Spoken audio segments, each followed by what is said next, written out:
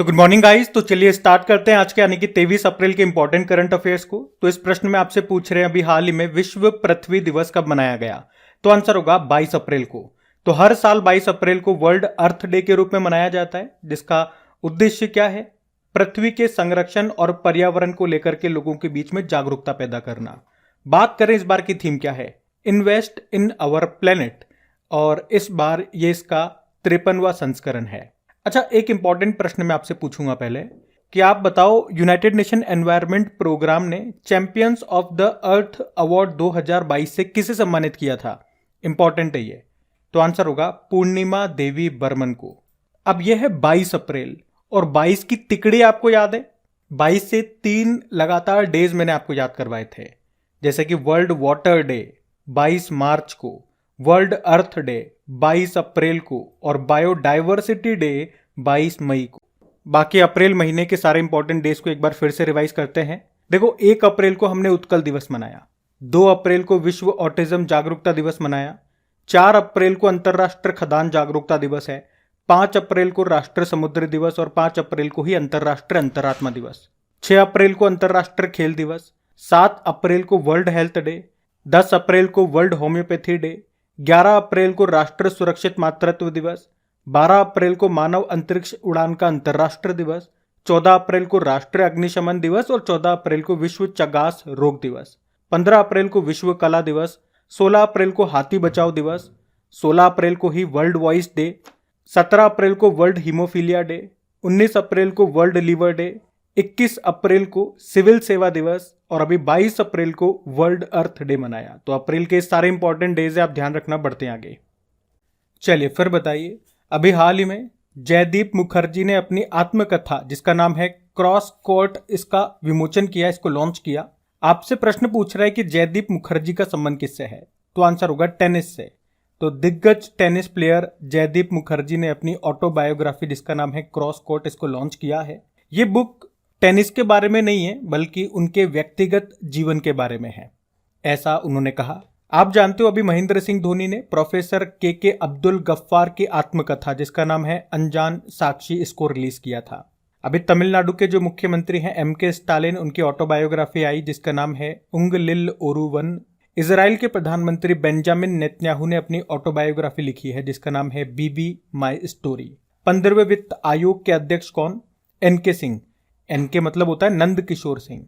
इनकी ऑटोबायोग्राफी आई थी, उसका नाम है portraits of power. Sonu Sood की ऑटोबायोग्राफी है आई एम नो मसीहा। और जो चेस प्लेयर हैं, या यूं कहूं कि हमारे पहले ग्रैंड मास्टर विश्वनाथ आनंद, उनकी ऑटोबायोग्राफी है माइंड मास्टर। सुरेश रैना की क्या है? बिलीव। प्रिंस हैरी की है स्पेयर और प्रियंका चोपड़ा की क्या है? अनफिनिश्ड। तो ये भी कुछ इंपॉर्टेंट है बुक्स, इनको भी ध्यान रखना। बढ़ते हैं आगे। चलिए फिर बताइए, हाल ही में राष्ट्रीय तकनीकी अनुसंधान संगठन के अध्यक्ष के रूप में किसे नियुक्त किया गया? तो आंसर होगा अरुण सिन्हा को। तो अभी सरकार ने अरुण सिन्हा को नेशनल टेक्निकल रिसर्च ऑर्गेनाइजेशन के अध्यक्ष के रूप में नियुक्त किया है। और ये क्या होता है? ये राष्ट्रीय तकनीकी अनुसंधान संगठन यानी कि नेशनल टेक्निकल रिसर्च ऑर्गेनाइजेशन, ये क्या है? ये एक तकनीकी खुफिया एजेंसी है जिसे भारत में सन 2004 में स्थापित किया गया था। और ये संगठन राष्ट्रीय सुरक्षा सलाहकार के अंतर्गत उसके अधीन काम करता है और ये प्रधानमंत्री कार्यालय यानी कि PMO ऑफिस को रिपोर्ट करता है। इसका काम यही है, भारत सरकार की जितनी भी खुफिया एजेंसियां होती हैं उन्हें तकनीकी खुफिया सूचना प्रदान करना। तो इसके अध्यक्ष बन गए अरुण सिन्हा, का नाम याद रखना आप तो। और अरुण से ही अरुण सुब्रमण्यम का नाम याद आएगा, अभी न्यूयॉर्क कोर्ट में पहले भारतीय अमेरिकी जज बने। बाकी Sudha Shiv Kumar FICCI ladies organisation की 40वीं अध्यक्ष बनी, जबकि अर्नब बनर्जी सीएट जो टायर कंपनी है उसके MD CEO बने थे। तो नाम इनके सारे इंपॉर्टेंट है, ध्यान रखना। बढ़ते हैं आगे। चलिए फिर बताइए, अभी हाल ही में भारत डायनेमिक्स लिमिटेड के नए CMD कौन बन गए? तो आंसर होगा A माधव राव। तो भारत डायनेमिक्स लिमिटेड ये भारत सरकार के रक्षा मंत्रालय के अधीन एक सार्वजनिक क्षेत्र का उपक्रम है यानी कि पब्लिक सेक्टर यूनिट है, जिसकी स्थापना होती है 1970 में। इसका मुख्यालय मिलेगा आपको हैदराबाद में। इसका मुख्य उद्देश्य क्या है? निर्देशित मिसाइल और संबंध रक्षा उपकरणों का निर्माण करना। और अभी इसी के CMD बने हैं A माधव राव। आप जानते हो, अभी कॉटन कॉर्पोरेशन ऑफ इंडिया के CMD कौन बने? ललित कुमार गुप्ता। नीति आयोग के CEO कौन बने? BVR सुब्रमण्यम। और एसोचैम के नए अध्यक्ष बने हैं अजय सिंह। तो ये पॉइंट सारे इंपॉर्टेंट है, ध्यान रखना। बढ़ते हैं आगे। चलिए फिर बताइए, पूर्वोत्तर भारत का सबसे बड़ा बहुउद्देशीय इंडोर स्टेडियम ये कहां पे तैयार किया जा रहा है? तो आंसर होगा शिलोंग में। तो मेघालय की कैपिटल है शिलोंग। तो शिलोंग के पोलो में जवाहरलाल नेहरू स्टेडियम का निर्माण शुरू हो गया है और ये पूर्वोत्तर क्षेत्र में अपनी तरह का सबसे बड़ा स्टेडियम है। ये एक बहुउद्देशीय मतलब मल्टीपर्पज इंडोर स्टेडियम होगा जिसमें कई सारे गेम्स जैसे कि basketball, squash, badminton, table tennis, volleyball जैसे कई अन्य खेलों के लिए अत्याधुनिक सुविधाएं मिल सकेंगी। देखो, स्टेडियम की बात है तो कुछ इंपॉर्टेंट स्टेडियम्स या उससे संबंधित प्रश्न जो भी न्यूज में थे मैं आपको रिवाइज कर रहा हूं। आप जानते हो दुनिया का सबसे बड़ा क्रिकेट स्टेडियम आपको मिलेगा गुजरात में, और भारत का दूसरा और दुनिया का तीसरा सबसे बड़ा क्रिकेट स्टेडियम कहां पे बन रहा है? राजस्थान के जयपुर में। चलो पहले तो मैं आपसे पूछूंगा, बताओ अभी रायबरेली हॉकी स्टेडियम का नाम किनके नाम पे रखा गया? तो आंसर होगा रानी रामपाल। और भारत का सबसे बड़ा हॉकी स्टेडियम ये आपको उड़ीसा में मिलेगा जिसका नाम बिरसा मुंडा जी के नाम पे रखा गया है। यहीं पे अभी 2023 में मेंस हॉकी वर्ल्ड कप हुआ था जो कि इसका 15वां संस्करण था, जिसमें विजेता रहा जर्मनी, उप विजेता है बेल्जियम। और इसी तरह से मोहाली हॉकी स्टेडियम का नाम जो कि पंजाब में है उसका नाम बलबीर सिंह सीनियर के नाम पे रखा गया। इंग्लैंड के लिसेस्टर क्रिकेट ग्राउंड का नाम सुनील गावस्कर के नाम पे रखा गया, ये भी अच्छा प्रश्न है। और बाइचिंग बूटिया के नाम पे नामची सिक्किम में फुटबॉल स्टेडियम बन रहा है। तो स्टेडियम से संबंधित ये कुछ आपके करंट अफेयर्स के प्रश्न है जो हमने यहाँ पे रिवाइज कर लिए, ध्यान रखना इनको। बढ़ते हैं आगे। चलिए फिर बताइए, अभी हाल ही में ऋषि सुनक के द्वारा यूके के उप प्रधानमंत्री के रूप में किसे नियुक्त किया गया? तो आंसर होगा ओलिवर डाउडेन को। तो यूके में भारतीय मूल के प्रधानमंत्री तो आप जानते ही हो, यही है ऋषि सुनक, जिन्होंने ओलिवर डाउडेन को यूके का नया उप प्रधानमंत्री नामित किया है। उनसे पहले उप प्रधानमंत्री थे डोमिनिक राब, जिन्होंने अभी इस्तीफा दे दिया। अच्छा, ब्रिटेन के सम्राट कौन? चार्ल्स तृतीय।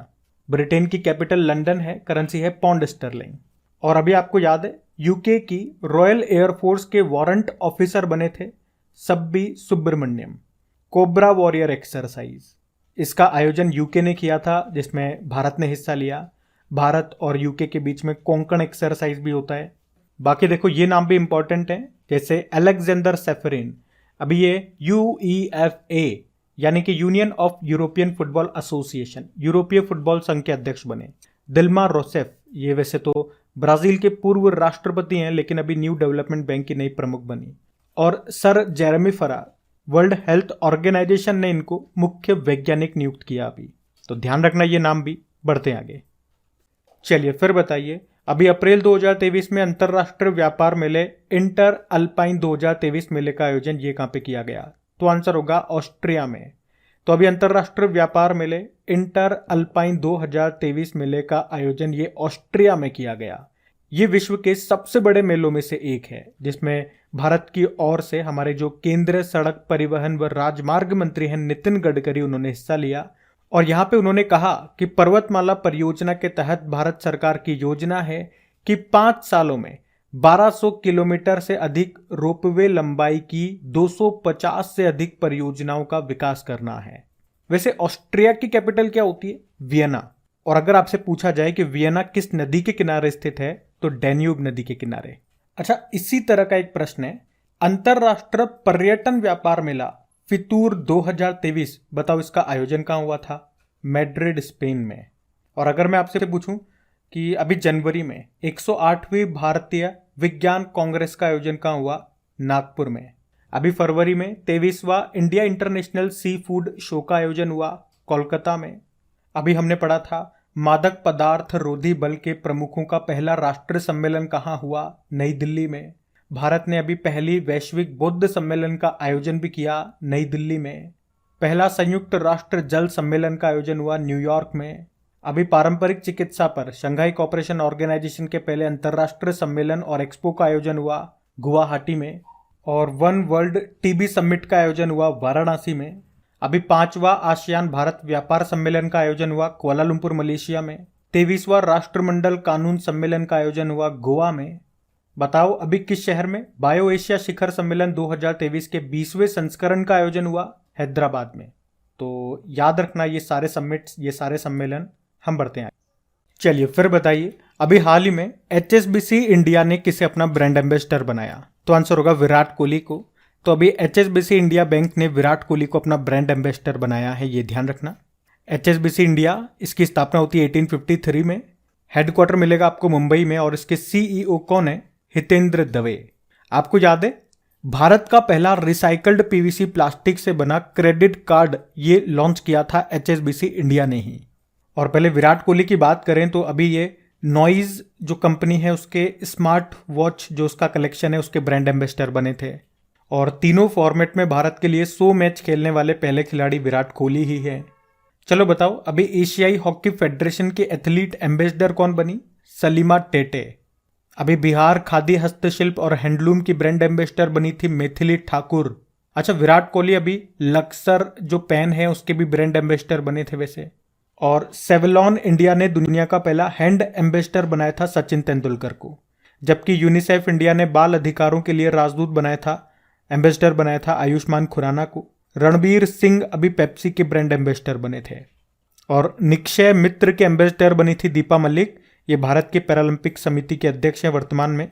और निक्षय मित्र ये क्या है? ये प्रधानमंत्री टीबी मुक्त भारत अभियान के तहत एक पहल है। भारत का उद्देश्य क्या है? चलो आप ये बताओ, भारत का लक्ष्य क्या है टीबी को खत्म करने का, और मलेरिया को खत्म करने का लक्ष्य क्या है ये भी बताओ। हम बढ़ते हैं आगे। चलिए फिर बताइए, हाल ही में जारी विश्व बैंक के रसद प्रदर्शन सूचकांक 2023 में भारत के रैंक क्या है? तो आंसर होगा 38। तो भारत ने वर्ल्ड बैंक के लॉजिस्टिक परफॉर्मेंस इंडेक्स 2023 में अपनी रैंकिंग में 6 स्थानों का सुधार किया है। मतलब 2018 में जो रैंकिंग आई थी उसमें भारत की रैंक 44 थी और अब 38 है। कितने देशों में पूछोगे तो 139 देशों की लिस्ट में। जबकि अंतरराष्ट्रीय शिपमेंट के लिए भारत की रैंकिंग में उल्लेखनीय सुधार हुआ है, 44 से 22 हो गई है रैंकिंग। देखो पहले वर्ल्ड बैंक की बात करते हैं। स्थापना होती है 1944 में, हेडक्वार्टर इसका वॉशिंगटन DC में है और इसके नए अध्यक्ष बने हैं अजय बंगा, मास्टर कार्ड के जो पूर्व CEO हैं।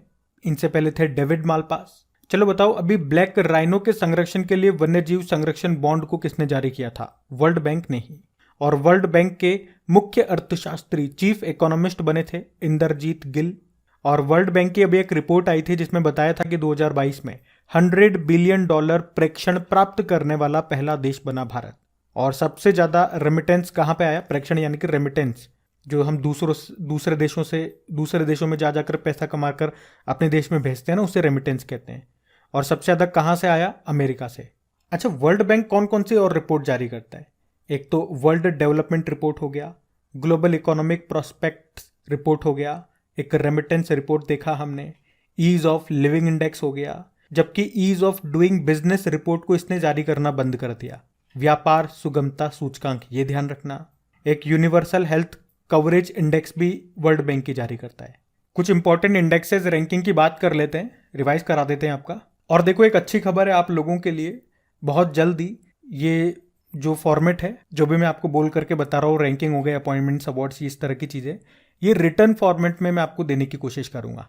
तो अगर आपको मेरी ये बात अच्छी लगी तो इसी बात पे कम से कम वीडियो को लाइक ज़रूर कर देना, अगर अभी तक आपने नहीं करा तो। वैसे हमारे जो रेगुलर स्टूडेंट्स हैं वो तो स्टार्टिंग में ही कर देते हैं, मुझे उम्मीद है। और अपने दोस्तों के साथ में भी शेयर ज़रूर करना, ताकि जब मैं ये नया फॉर्मेट लेकर के आऊँ तो मुझे लगे हाँ ये अच्छा है, इस पर रेस्पॉन्स आ रहा है। तो आप इसे अपने दोस्तों के साथ में अपने स्टडी ग्रुप में शेयर ज़रूर करना। और अगर वीडियो को पहली बार देख रहे हैं तो आपको बता दूं, इनकी प्रैक्टिस के लिए इनकी क्विज बना करके अपलोड की जाती है आपकी क्रिक एग्जाम एप्लीकेशन पे, वहीं पे PDF पे मिल जाएगी। क्रिक एग्जाम एप्लीकेशन का लिंक नीचे डिस्क्रिप्शन बॉक्स में है। और चैनल को अभी तक सब्सक्राइब नहीं करा तो कर लेना, पास में बेल आइकन को भी प्रेस करना और उसके बाद में जो ऑल नोटिफिकेशन आएगा उसे सेट कर लेना, ताकि जब भी वीडियोस अपलोड हो उसका नोटिफिकेशन आपको मिल सके। यहाँ पे डेली, वीकली, मंथली और टॉपिक वाइज हर महीने के टॉपिक वाइज वीडियोस भी अपलोड होते हैं, तो आप उनका फायदा उठाएं। प्लेलिस्ट में सारे वीडियोस आपको मिल जाएंगे। चलो रिवाइज करते हैं। अभी हमने पढ़ा था भारत के लिए दूसरा सबसे महत्वपूर्ण निर्यात गंतव्य देश, सबसे ज्यादा मतलब जिसको हम एक्सपोर्ट करते हैं, उस मामले में तो अमेरिका है, और दूसरा बन गया यूनाइटेड अरब अमीरात। और दुनिया के सबसे धनी शहरों की सूची में टॉप पे न्यूयॉर्क है। और अभी सिप्री की रिपोर्ट आई थी, उसके अनुसार 2018 से लेकर 2022 की अवधि में हथियारों के आयात यानी कि इंपोर्ट के मामले में टॉप पर भारत है। अभी IQ एयर रिपोर्ट आई थी जिसमें बताया दुनिया के सबसे प्रदूषित देशों की सूची में भारत 8वें स्थान पर रहा। और सबसे प्रदूषित देश कौन सा है? चाड है। अभी टाइम्स की 2023 के दुनिया के महानतम स्थानों की सूची में 2 भारतीय स्थलों को शामिल किया गया। उसमें एक है उड़ीसा का मयूरभंज और दूसरा है लद्दाख। अभी अंतरराष्ट्रीय आईपी सूचकांक आया था, उसमें भारत 42 नंबर पे था, टॉप पे अमेरिका है। वर्ल्ड हैप्पीनेस रिपोर्ट आई, उसमें भारत 126 पे है, टॉप पे फिनलैंड है। वैश्विक आतंकवाद सूचकांक आया, उसमें टॉप पे अफगानिस्तान है। भारत 13वां सबसे प्रभावित देश रहा और लगातार दूसरे साल 2022 tree cities of the world चुना गया मुंबई को। अभी इंडिया जस्टिस रिपोर्ट 2022 में कर्नाटक टॉप पे रहा और सबसे मंत्री किससे बताया गया? आंध्र प्रदेश के मुख्यमंत्री को, जगन मोहन रेड्डी। तो ध्यान रखना, ये सब पढ़ते आगे।